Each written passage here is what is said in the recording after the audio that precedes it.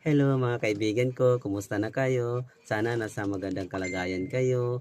Nandito naman ako, manggugulo sa iyo. Samahan niyo ako sa pagdasal ha. Salamat. Sa ngalan sa Ama at sa Anak at sa Espiritu Santo.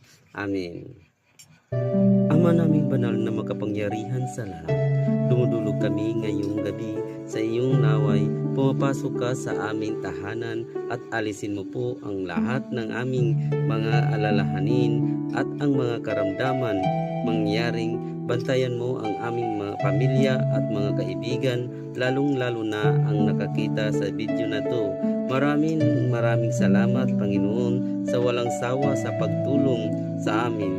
Bukod doon, binigyan mo pa kami ng kapayapaan, pag-ibig at kasiyahan. Idinadalangin namin ito sa pangalan ni Jesus. Amin. Sa ngalan sa Ama at sa Anak at sa Espiritu Santo.